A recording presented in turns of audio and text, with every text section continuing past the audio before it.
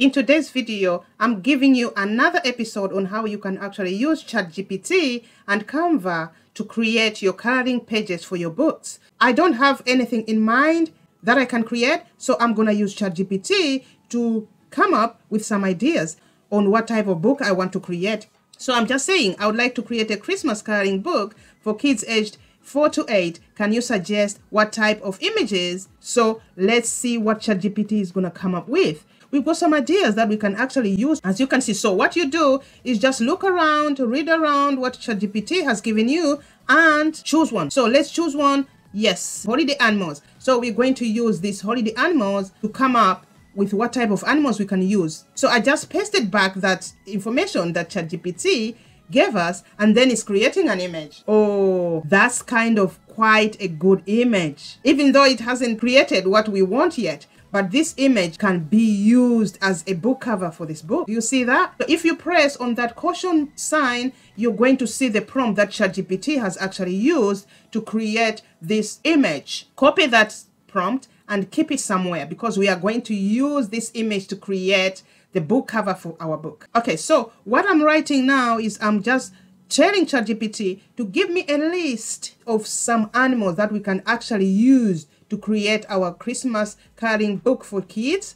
Okay, so I'm just saying, can you give me a list of Christmas holiday animals that I can use for this book? There we go. So we've got like reindeer in Santa hat, fox with a scarf, squirrels with grapes, Christmas bunny, festive owls. So you can take these animals and then use that to create your coloring pages. We need to choose one to start with. Okay, let's take the Christmas bunny and then paste it back into ChatGPT. But first, we need to tell ChatGPT to create us some prompts that we can use to come up with these images. So we don't need to come up with our own prompts. It's already giving us the information. Now we just need the prompts for those ideas. So when prompting, guys, you just need to tell ChatGPT what you actually want it to do. We want each idea to have its own prompt. So now we are getting the prompts for all those ideas that ChatGPT gave us.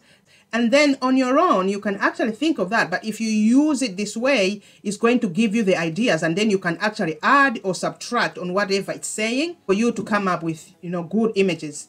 I really want to create that Christmas bunny. So now I am going to copy that prompt for the Christmas bunny. But what I'm going to do, I'm going to copy the prompt that it started with so that I can take some other ideas on how it came up with this image and then use that later on. I'm going to open my notepad and then paste that in. I am going to modify this prompt now. You can actually start with the prompt and just tweak it, paste it back in, see the image, you don't like it, make some changes, take off what you didn't like, add what you wanted to add, and then you will see in the end you come up with better images. That's the prompt. Now we're going to copy this prompt and take it back to ChatGPT.